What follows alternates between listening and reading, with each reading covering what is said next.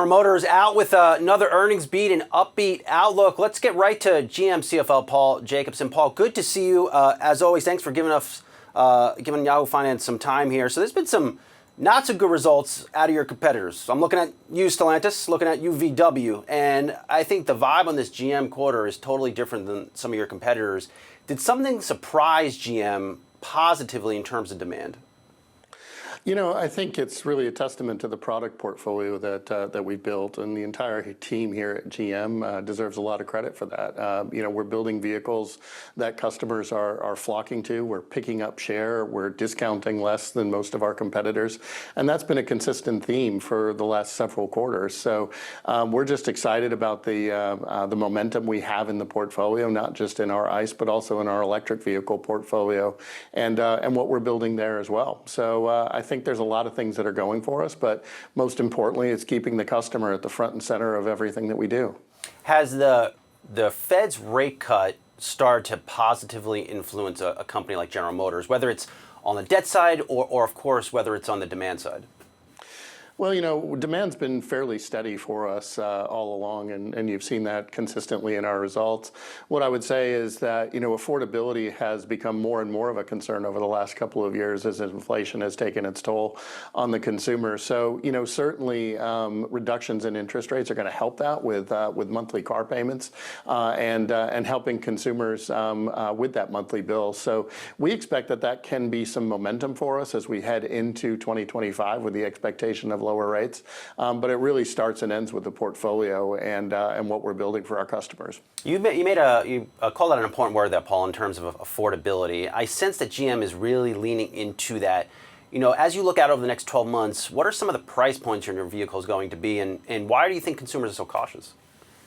Well, we've probably been a little bit more stable in pricing than we have been in years past, but we're still enjoying some price benefits as we lap last year's actions. But when you look at our portfolio, we have everything from the Cadillac Escalade to the new Corvette ZR1 that I know you're probably excited about, all the way to the Trax and to the Buick Envista Encore GX.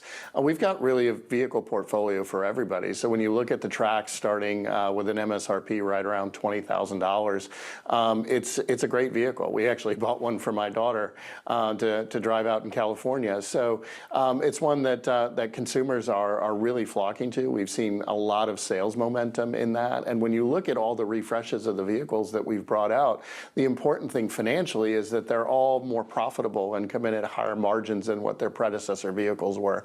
So the team is really taking to heart driving efficiency while still building a quality portfolio across all price ranges for our customers, and that's really paying off for us. Paul, you got her a Trax and not a ZR1? What's up with that? I don't think my wife would trust me in a ZR1, let alone my daughter. Okay, just had to ask that very tough follow-up. But I think one of the interesting things, and you touched upon it at your Investor Day a couple weeks ago, it seems like the new models that you're flowing into dealer lots are, notably the SUVs, are more profitable than what's going out. To the extent you could, how are you doing that?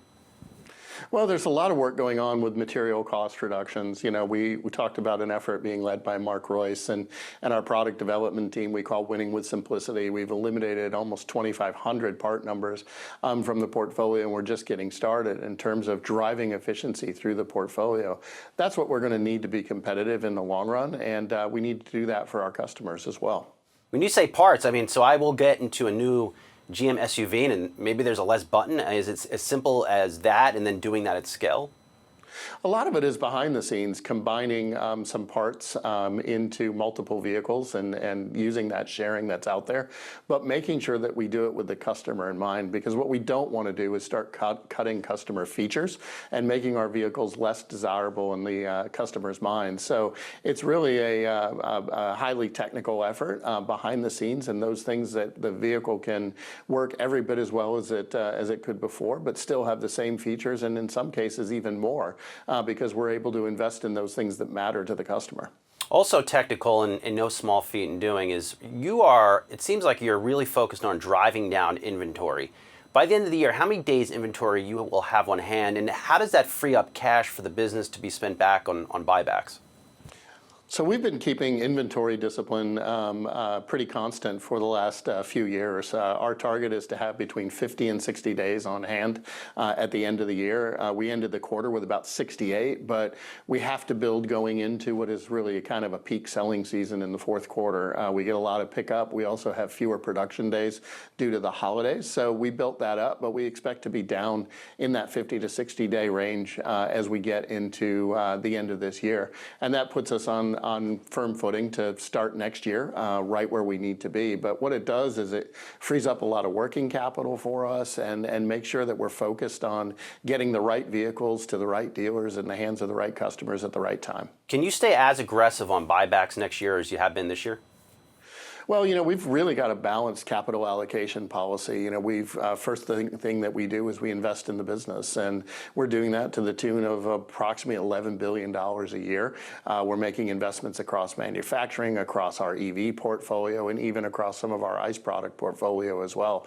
So we're investing at really comfortable levels for us with the type of cash flow that we're generating. Second is to make sure that we have a strong investment grade, healthy balance sheet, and our balance sheet has been stronger than most of, I would say, GM's history. And because of that, the free cash flow, then we can go to our third leg of the stool, which is returning capital to shareholders. And we have been aggressive with buybacks. Our multiple hasn't moved. Understand some of the pessimism that's been out there in the market given the past cycles, but hopefully our consistent results quarter after quarter and year after year are beginning to convince those investors on the margin that this is a good long-term play. You mentioned this at Investor Day, but you also appeared to reaffirm it on the earnings release, $2 billion to $4 billion, and I hope I have this right, cost out in the EV platform. I mean, explain that to us. Does that get you to confidently making money on EVs? So the first step that we talked about is getting to variable profit positive in our portfolio. And what we mean by that is every time a vehicle rolls off the assembly line, it's contributing to fixed costs. And when you look at not just the vehicle revenue we can get offset by the cost, but also the environmental credits and regulatory credits that we get, we believe we can get into that variable profit position in the fourth quarter. The reason that's important is because we've built a lot of fixed cost infrastructure across the space, whether it's battery plants, assembly plants, et cetera, for our EV portfolio. So as we scale up, and we had a great quarter, we became the #2 retailer of EVs in the United States in the September quarter. Our EV sales quarter over quarter were up 50%, and we've got a lot of momentum. So as we scale into that infrastructure that we've built, there's a lot of room for improvement. So we think $2 to $4 billion is what we can improve year over year, and depending on where demand is, because that's what we're going to produce to, will affect the amount of that savings and how quickly we can get to profitability. But what we don't want to do is overproduce just to hit some production efficiencies and then end up with a significant amount of inventory that's difficult to move. So pacing ourselves with the customer and keeping the customer front and center is what's critically important for our success. All right, we'll leave it there. GM CFO Paul Jacobson, always great to get some time with you. Good luck this quarter. It's going to be a busy one. We'll talk to you soon. Thank you, Brian.